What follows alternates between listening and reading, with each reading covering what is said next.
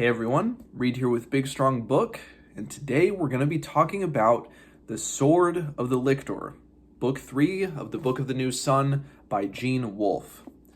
So this version is now the second half of the Book of the New Sun. We're off to books 3 and 4 now. It's Sword and Citadel. This is the Tor Essentials collection, omnibus collection of the series.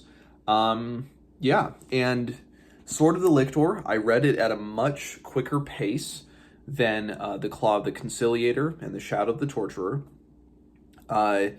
Sword is, I think, far and away, of the first 3 of 4, if you want to count the Earth of the New Sun 5-book series, I think of the first 3, Sword of the Lictor stands out as far and away the best. I say this mainly because in this 3rd volume, I think more of the emotion starts to come out in the story. I feel like it's funny because Gene Wolfe, while he wrote all 4 parts of the Book of the New Sun at one time, he wrote all 4 parts before The Shadow of the Torturer was even published. I think I'm able to see more of the beauty of the prose in Sword of the Lictor. And, it's not like I have many ready-to-go examples off the top of my head, pages marked that I can go to look at it. But it was just the impression that I got from it. And I think it's because the nature of this book. Severian is like a man alone for almost this entire thing, even more so than the first 2 books, because of course, while the Book of the New Sun is about Severian's journey, this is almost, it's the 3rd part, but this feels like emotionally the lowest he has been in how Severian narrates it and how Wolfe writes the narration. It's like this is the while Shadow of the Torturer and Claw of the Conciliator, I think we're in many ways setting up the kind of what we were starting to see in Sword of the Lictor. The true, I mean, it's so hard to say. Like the first 2 parts, Shadow and Claw, were very much so. They do feel like setup to what we're now starting to see the payoff of. And of course, with the Book of the New Sun, payoff doesn't mean getting answers to the multitude of questions that we have in the first part. It's just, you start to, I feel more pulled into the story with this 3rd book than I have in the first 2. And again, it's hard to describe that, and I'm not going to get into spoilers here at first. I will in a little bit. But yeah, I mean, in terms of recommending Sword of the Lictor, I think the only people that are going to be even considering reading this are people who have read the first 2 parts. So yeah, I mean, I'm now committed to finishing the series. I have not read Citadel of the Autarch yet. I will be doing so immediately, and I will be devouring that book. I'm looking forward to this final step in this main journey with Severian. And I was just, there were so many times throughout this where I was just struck by how desolate the landscape of, not only of the world of Earth, but of the narrative as well, if that makes any sense. Because, even though it is a grim world, for lack of a better word or better term, you see the brutality of the world, I think, even more so in this one. I don't know, it was the vibe that I got from it. Even though I had all of those theories at the end of Claw of the Conciliator, I'm at a point now where I really don't care. I not that I don't care. I care about the story. I really enjoy the story, but I don't care if my questions are answered. I know that they're most likely none of them will be, or most likely not a majority of them will be by the end of my first reading of Citadel of the Autarch. But I'm all right with that. I really am all right with that now. I think because I'm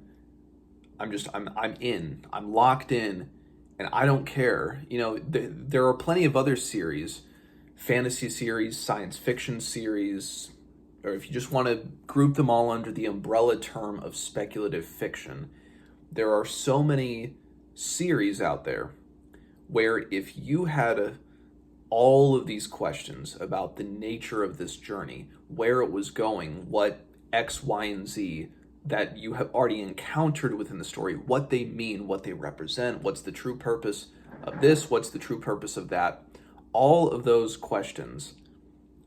And if you had a feeling that none of them would be answered, or almost none of them would be answered in the last volume, well, you might not be willing to go through with reading the book, or you'd be very frustrated. And this, again, if you're at this point, beyond the halfway point in the Book of the New Sun, you will recognize and accept that you're not going to get answers, or at least on this first go around. And I'm okay with that. I'm surprised to say that I'm okay with that. I'm not usually that type of person. Usually I need the answers. I need the justification. And I know that this will turn out good, and I'm very confident that I will love the ending, mainly because all 4 parts were written all as one. So at least the writing has been consistent and has actually shown improvement, I think, throughout. Maybe that's just because the part of Severian's journey, as I've said, that we're on now, in Sword of the Lictor and then leading into Citadel of the Autarch, that we're in it's a very lonely journey now. That's what I feel. Severian is alone, because even though this has been a solo journey, relatively solo journey,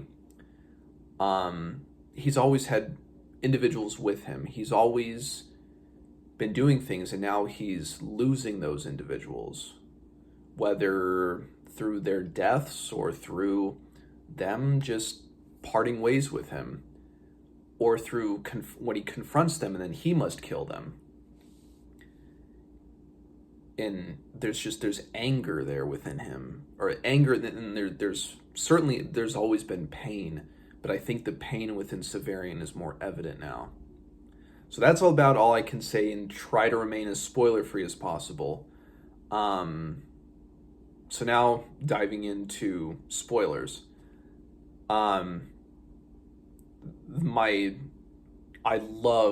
Probably my favorite part of this book was Big Severian and Little Severian, if that makes any sense. So one of my favorite books of all time is The Road by Cormac McCarthy.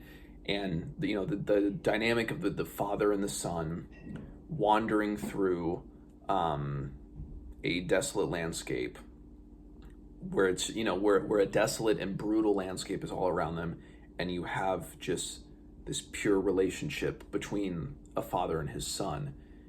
And you have that in here with Severian, and well, it's not his son, but it is a little boy also named Severian. And little Severian dies. I figured he would, because this is Severian's journey. It's like everything he touches turns to dirt, even though he becomes a leader, but everything he touches just ends up crumbling. And it was mortifying reading it. It was, this one was a horror, like a horror novel, or it just had horrific parts of it. And then the Alzabo, that whole scene within, you know, Severian, his mother, and the Alzabo, I think, has eaten his father and his sister, and it's mimicking their voices and their desires and what they want, and all the stuff with Agia or Agia as well. It's so evocative. And then when Severian is just walking through these landscapes and he's seeing these parts of the world that he never has seen before, and where he's just this little microscopic speck of dust on this broad landscape.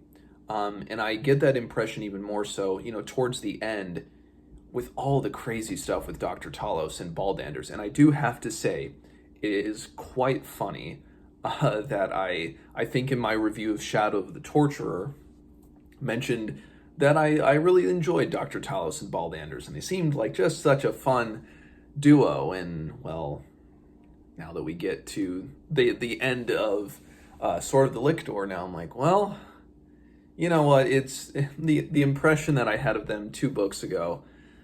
I'll stand by the impression for then, but of course, characters change. And even though in Severian seems just as confused when he saw those aliens. I don't even remember the aliens' names, and their spaceships, and he's trying to process it all. He's like, what?